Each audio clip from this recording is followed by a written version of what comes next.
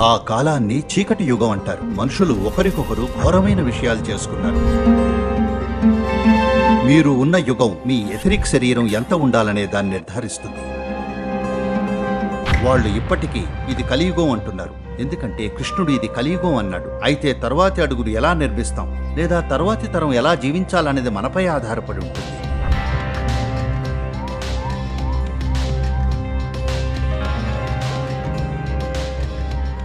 సరే, ఈ ప్రచారం అంతా కూడా అంటే కనీసం న్యూస్ ఛానళ్లలో వాళ్ళు ఇది కలియుగం ఇది కలియుగం అంటున్నారు, ఎందుకంటే కృష్ణుడు ఇది కలియుగం అన్నాడు. ఎప్పుడన్నాడు? 5124 సంవత్సరాల క్రితం అన్నాడు. అంటే అప్పట్నుండి లెక్కిస్తే కలియుగం కాలం అంటే 2592 ఏళ్లు అదెప్పుడో ముగిసిపోయింది. అలాగే ద్వాపరయుగం కూడా 2592 ఏళ్లు, అది కూడా ముగుస్తుంది సుమారుగా 2082లో, అంటే ఇంకో 58 ఏళ్లలో కదా. 58 ఏళ్లలో దగ్గర దగ్గర 60 ఏళ్లు. ఇంకో 60 ఏళ్ల పాటు జీవిస్తే మీరు త్రేతాయుగాన్ని చూస్తారు. దీనర్థం సడన్ గా ఒక రోజున త్రేతాయుగం అవుద్దని కాదు. చూడండి, శీతాకాలం అన్నప్పుడు ఫలానా రోజున ఉన్నట్టుండి శీతాకాలం అవుతుందని కాదు, అది క్రమంగా జరుగుతుంది. ఎండాకాలం కూడా ఒక రోజున ఉన్నట్టుండి వస్తుందని కాదు, అది నెమ్మదిగా జరుగుతుంది. కాబట్టి దేన్నైతే మీరు యుగాలు అంటున్నారో అవి మరింత పెద్ద స్థాయిలో చోటు చేసుకునే ఋతువులు. మన ఋతువుల్లో శీతాకాలంలో చెట్లు ఒకలా ఉంటాయి, జంతువులు ఒకలా ఉంటాయి, వసంతకాలంలో అవి ఇంకోలా ఉంటాయి, ఎండాకాలంలో మరోలా ఉంటాయి. అదేవిధంగా వేర్వేరు యుగాల్లో ఈ భూమి మీద జీవం వేర్వేరు విధాలుగా ఉంటుంది, ఎందుకంటే ఇది మరింత పెద్దదైన ఋతు వ్యవస్థ. So Kali is a time. కాబట్టి కలి అనేది మనం ఈ దీర్ఘ వృత్తాకారంలో అత్యంత దూరాన ఉండే సమయం. ఆ కారణంగా దీన్ని ఎన్నో విధాలుగా చూడొచ్చు. ఒక ముఖ్యమైన విషయం ఏమిటంటే మనకు ఉండే 5 శరీరాల్లో లేదా 5 కోశాల్లో, ముఖ్యంగా మనుషుల విషయానికి వచ్చినప్పుడు భౌతిక శరీరం లేదా అన్నమయ కోశం, మానసిక శరీరం లేదా మనోమయ కోశం, శక్తి శరీరం లేదా ప్రాణమయ కోశం, ఇంకా విజ్ఞానమయ కోశం లేదా ఎథరిక్ శరీరం. ఇక్కడ ప్రశ్నల్లా మీలో ఎంత అన్నమయ కోశం ఉంది, మీ అన్నమయ కోశం ఎంత ప్రబలంగా ఉంది, లేదా మీ మనోమయ కోశం ఎంత ప్రబలంగా ఉంది, లేదా మీ ఎథరిక్ శరీరం లేదా విజ్ఞానమయ కోశం ఎంత ప్రబలంగా ఉంది అన్నదే. తదనుగుణంగా మీ పనితీరు ఉంటుంది. కాబట్టి ఎన్నో విధాలుగా ఈ ఋతువులు దాన్ని నిర్ధారిస్తాయి. మనకు కనిపించే ఈ 4 ఋతువుల్లో ఈ దేశంలో ముఖ్యంగా ఈ 11 డిగ్రీల అక్షాంశం వద్ద ఆ ప్రభావాన్ని మనం పెద్దగా గమనించలేకపోవచ్చు, కానీ అది ఉంది. దాన్ని గుర్తించారు కాబట్టి తమిళనాడులో మార్గళి మాసం ఉంది, అలాగే మాఘమాసం. ఐఎమ్ సారీ, దేశవ్యాప్తంగా రకరకాల పేర్లున్నాయి. ప్రతి ఒక్కరూ కూడా ఈ మాసాన్ని కొద్దిగా మందగించే మాసంగా గుర్తించారు. అలాగే తమను మెరుగుపరుచుకోవడానికి కొన్ని విషయాలు చేస్తూ ఉంటారు. కానీ సమశీతోష్ణ దేశాల్లో చూస్తే శీతాకాలానికి వసంతకాలానికి మధ్య గణనీయమైన వ్యత్యాసం ఉంటుంది, అపారమైన వ్యత్యాసం. అదే ప్రపంచంలో ఉన్నారని అసలు నమ్మనేలేరు. మీరు శీతాకాలంలో వెళితే అంతా కూడా ఇక ఇదే ప్రపంచం అంతం అన్నట్టుంటుంది. వసంతం రాగానే భూమ్ అన్నీ మళ్లీ పుంజుకుంటాయి. కాబట్టి కనీసం ఈ భూభాగంలో లేదా ఉత్తరార్ధగోళంలో ఈ విధంగా ఉంటుంది. దక్షిణార్ధగోళంలో దీనికి వ్యతిరేకంగా ఉంటుంది, కానీ ఇవే విషయాలు జరుగుతాయి. కాబట్టి ఈ మరింత పెద్ద ఋతువుల్లో కూడా ఇలానే జరుగుతుంది. అయితే మనుషుల విషయంలో మీ భౌతిక శరీరం ప్రబలంగా ఉంటుందా, లేదా మానసిక శరీరం ప్రబలంగా ఉంటుందా, శక్తి శరీరం ప్రబలంగా ఉంటుందా, లేదా ఎథరిక్ శరీరం ప్రబలంగా ఉంటుందా అన్నది కొంత మేరకు సంవత్సరంలో చోటు చేసుకునే ఈ సాధారణ ఋతువులపైన కూడా ఆధారపడి ఉంటుంది. కానీ మరింత పెద్ద ఋతువులు ఇంకా మరింతటినో నిర్ధారిస్తాయి. మీరు ఉన్న యుగం మీ ఎథరిక్ శరీరం ఎంత ఉండాలనే దాన్ని నిర్ధారిస్తుంది. అంటే ఇక అదే పూర్తిగా నిర్ధారిస్తుందని కాదు, దాన్ని అధిగమించలేమని కాదు, అది ఒక ప్రభావం మాత్రమే. మీరు ఏ యుగంలోనైనా సరే అద్భుతంగా ఉండొచ్చు, అలాగే ఏ యుగంలోనైనా గందరగోళంగా ఉండొచ్చు. మీ అనుభూతి ఎలా ఉంటుంది అనేది మంచి చెడ్డలకు సంబంధించిన ప్రశ్న కాదు.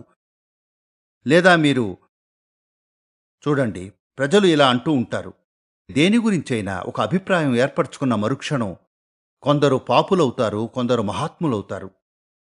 ఇదెలా జరుగుతుంది? మీరు కొన్ని విలువలు ఏర్పరచుకుంటారు. ఎవరైనా ఆ మేరకు జీవించలేకపోతే వాళ్ళు పాపులు. ఎవరైనా ఆ మేరకు జీవించగలిగితే వాళ్ళేమో మహాత్ములు. కానీ ఈ విలువలు ఒక ప్రాంతానికి ఇంకో ప్రాంతానికి మారుతూ ఉంటాయి. అలాగే ఒక యుగానికి ఇంకో యుగానికి, ఒక కాలానికి ఇంకో కాలానికి మారుతూ ఉంటాయి. కాబట్టి ముఖ్యమైన విషయం అది కాదు.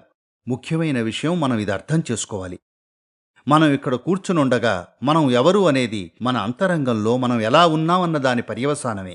కాబట్టి ప్రశ్నల్లా మన అంతరంగంలో మనం ఎలా ఉన్నామన్నది ఎరుకతో జరుగుతోందా లేదా అచేతనంగా జరుగుతోందా అన్నదే. దాన్ని ఎరుకతో చేస్తున్నట్లయితే ఫలితం మనం కోరుకున్న విధంగా ఉంటుంది. మనం అచేతనంగా చేస్తున్నట్లయితే ఫలితాలు యాదృచ్ఛికంగా ఉంటాయి. ఈ యాదృచ్ఛికమైన పర్యవసానాలు కొన్నిసార్లు చాలా బాధాకరంగా, ఇబ్బందికరంగా ఉంటాయి. ముందు మీకు, చాలా వరకు ఇతరులకు. Hello? మీరు వెర్రిగా ప్రవర్తిస్తే మీకు ఇబ్బంది కలుగుతుంది. అలాగే కొంత అటెన్షన్ కూడా లభిస్తుంది. కానీ ఇతరులు ఎంతో ఇబ్బంది పడతారు, మీ చుట్టూ ఉన్నవారు. కాబట్టి ఈ ప్రభావాలు అధిగమించలేనివి కాదు. అవి అందరిపై ఉండే సాధారణ ప్రభావాలు. అయితే కలియుగ కాలాన్ని ఏదైతే 2000 ఏళ్ల క్రితం ముగిసిందో ఆ కాలాన్ని చీకటి యుగం అంటారు. ఎందుకంటే మనుషులు ఒకరికొకరు ఘోరమైన విషయాలు చేసుకున్నారు.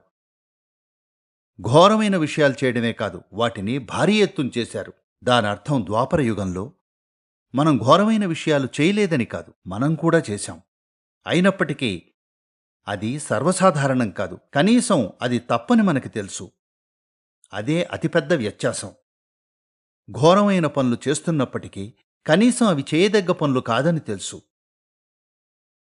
అవి సరి అయిన పనులే అనుకుంటే ఇక అప్పుడు అది వేరే విషయం. ఎందుకంటే సరిచేసుకోవటానికి చోటే ఉండదు. ఇక అదే ప్రపంచ తీరుగా మారుతుంది. గతంలో ఆ విధంగా ఉండింది కూడా. అసలు మనుషులు చేయగలరు అని అనుకోని ఎన్నెన్నో విషయాలు గతంలో సాధారణ విషయాలుగా చేయబడ్డాయి. పైగా సరియైన పనులే అని ఆమోదించబడ్డాయి. కాబట్టి మనం సరిగ్గా త్రేతాయుగానికి దగ్గరలో ఉన్నాం. దానికోసం వేచి చూడాల్సిన పనిలేదు. చూడండి, వేసవికాలం వేచి చూడలేదు, ఇంకా సమయం రాలేదు, అప్పుడే చెమటలు పట్టేస్తోంది. మనం కూడా కాలానికంటే ఒక అడుగు ముందు ఉండొచ్చు కదా. హలో. కాబట్టి అందుకనే ఇది చాలా ముఖ్యం. ముందరి తరాలు ఫలానా దాని పునాది వేశాయా లేదా అన్నదే తరువాత తరాలు దానిపైన ఎంత నిర్మిస్తాయి అన్నదాన్ని నిర్ధారిస్తుంది. అవునా? ఇది ఇంటి విషయంలో వాస్తవమే, దేశం విషయంలో వాస్తవమే, మీ చైతన్యం విషయంలో కూడా వాస్తవమే. ప్రజలు ఎంతటి పునాదిని నిర్మిస్తారు అనేది భావితరాలు ఎంత చేస్తాయి అన్నదాన్ని నిర్ధారిస్తుంది.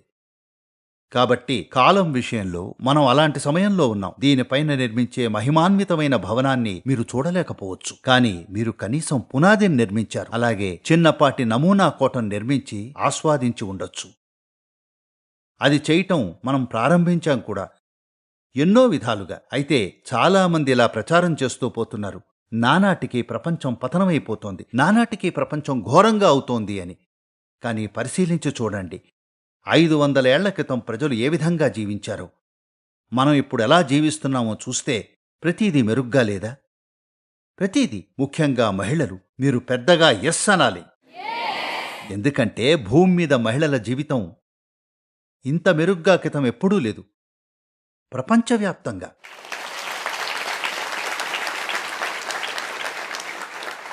కాబట్టి తర్వాతి అడుగు ఎలా వేయాలన్నది మన చేతుల్లోనే ఉంది.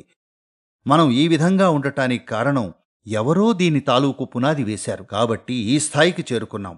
అయితే తర్వాతి అడుగును ఎలా నిర్మిస్తాం లేదా తర్వాతి తరం ఎలా జీవించాలనేది మనపై ఆధారపడి ఉంటుంది. కాబట్టి ఇటువంటి సమయంలో, నేను ఇటువంటి సమయం అన్నప్పుడు మనం ఒక యుగం నుండి మరో దానికి మారుతున్నప్పుడు, శీతాకాలం నుండి వసంతకాలానికి మారుతున్నప్పుడు వికసించడానికి మనం సిద్ధంగా ఉండాలి.